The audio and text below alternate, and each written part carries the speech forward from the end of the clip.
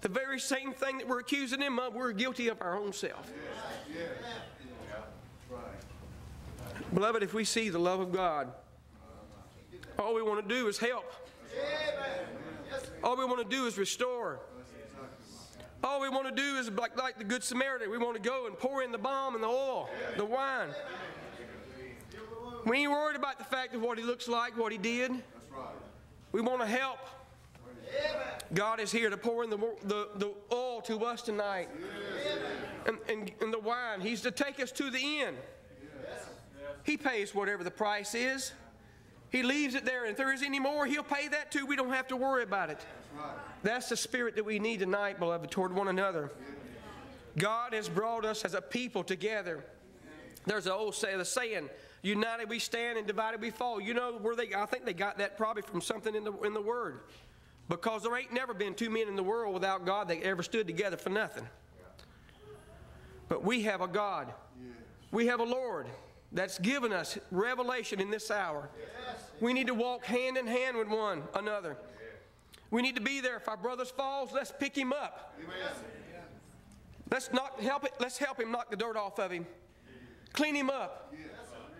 Let's grab a hold of his hand and let him grab a hold of our hand, because we're going to fall. And we're going to need our brethren to help us go on. As the song says, I can't go on alone. I need the Lord. And it's got to be him. It ain't got to be flesh. But I need the Lord in my brother. God help us. Praise God. I appreciate this tonight. I appreciate the truth of the Lord. I tell you what, I was thinking about what Jerry said there about there being a connection between understanding, God's love for us and our ability to love. Well, there's more than just a connection. That is everything. That is the foundation. But let's turn over to 1 John chapter 3 for a minute. I want to read something here that I think makes it pretty plain how vital that is to walk in what we're talking about. Because it's one thing to say this is what you ought to do, but God gives us a foundation for what He tells us. There's a foundation in the Word that enables us to lay hold of that in faith. And that's why the Word says that faith comes by hearing and hearing by the Word. There's a foundation that God gives us for these things. In 1 John chapter 3, starting in verse 16, it says, "This is how we know what love is. Jesus Christ laid down His life for us." Think about that. Now, he's saying, if God hadn't revealed Himself to man, if God had not intervened, we would not have a clue what love is, not real love. Because ever since the fall in the garden, human nature has been about one thing, and that's self. Now, you look over in James chapter 4, and he says, where do fights and quarrels come from? Don't they come from your own desires? When there's your own desires rise up in you, isn't that where fights and quarrels among you come from? And it most certainly is. And it's been that way since the garden. That's all human nature knows. And what men call love is somehow it's self-serving. It's self-satisfying. Our love is because it gratifies me. It makes me feel good. There's something I'm getting out of this. Therefore, I'm willing to commit something to it because I'm getting out of it. Well, that's not what God's love is. This is how we know what love is, that Jesus Christ laid down His life for us, that the very one who had certainly no need of anything, He had no lack. He could have done anything. He could have wiped this creation out after the fall. He could have done anything, but that God sent His Son to redeem man because of the love that was in His heart while man was a rebel. Not because He was seeking Him, not because He was trying. You hear that, in human dealings, trying to work out problems with one another in a marriage or whatever, well, I'm trying and you give this and I'll give a little. Well, we weren't given anything. And He came after us anyway. He loved us when we were in rebellion against Him. When we were willing to be would have been among them that put Him on the cross had we been there. We very well could have been in that place. And those people, that people He loved. He set His love on them. It was a choice of His will. It's exactly what's been said here. It was a choice that I love you and I'm going to work with your heart because I love you. That's how we know what love is, folks. And that's the foundation, because if we don't understand His love for us, if we don't really, and there's a couple of different ways we could miss that. You could be one that the devil has gotten so beat down and condemned that you feel like God doesn't love you, that you feel like you're always right on the edge of wearing out His patience and He's going to be done with you. My God, may we see the depth of His love. Do you think He didn't know about your need before He called you? I mean, this is a God who knew everything about you. It says in the Word He has the hairs of your head numbered. Do you think He didn't know about this need or that one or that one? Does the Word not say that we've been predestined to be conformed to the image of His Son? Well, the God about whom Nebuchadnezzar said, there is nobody and nothing that can stay your hand or question what you do. That God said, I'm going to make you like my Son. He's able to carry out what He said, folks. He's able to do what He started. He knew about you. He loved you anyway. Don't you doubt the love of God. If He didn't want to save you, He wouldn't have sent His Son.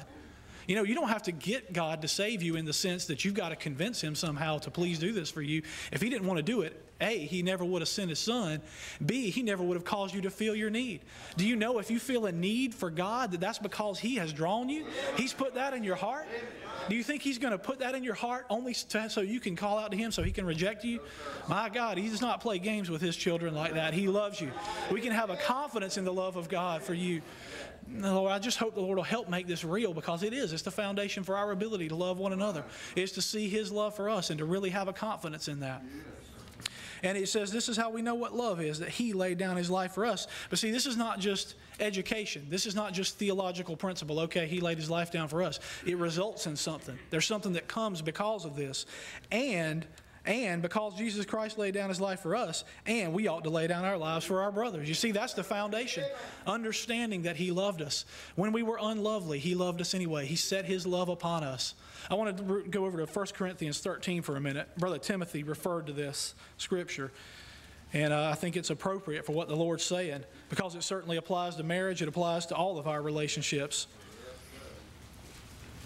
It always strikes me when I read this, and I'm sure you've heard this before. It's read a lot at weddings and all kind of places. But, you know, in the prior chapter, in chapter 12 at the end, he's talking about, you know, people being apostles and prophets and teachers and gifts of healings and gifts of tongues and all these things that are glorified in religion today.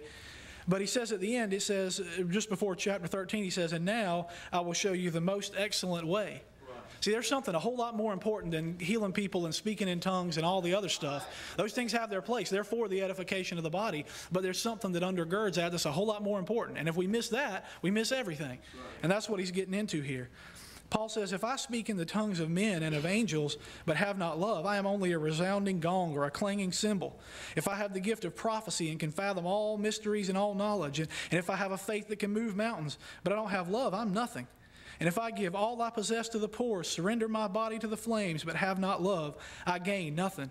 You see, that's what makes it all work. That's the point.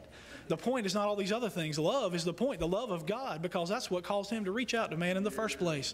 That's what undergirds everything. And, you know, I was thinking about what's been said tonight. You know, husbands, if you think that I provide for my family, I make a lot of money, we have a good house, a good car, we always have food on the table, my kids have clothes. If that's all you have, brother, if you don't have love, you're not being a husband according to the pattern of the Word. If you don't have love, you have nothing. All that other stuff has its place. And we are to be the providers for our home. But if that's all you have and it's not undergirded by love, and not just what this world calls love, but what we just read about over there in 1 John, that love of God, the love that Christ demonstrated, if you don't have that, you don't have anything. If you think, well, I'm a good church goer, I pay my tithe, I show up every service, I come to the prayer meetings. If this love is not in our hearts, brother, we're missing something. Sister, we're missing something. And that is the love of the Lord to give us this burden tonight, to cause us to feel our own need here, to see our own need. You know, that's what I said a minute ago. There could be a couple of ways we don't really grasp God's love. And one is if we're so condemned. The other is if we've never really seen our need. If we've never really been brought down low enough to see our need and to see that, yes, I need my brother. I need my brother to come to me. I need help. God, if you left me to myself, I don't know where I would be.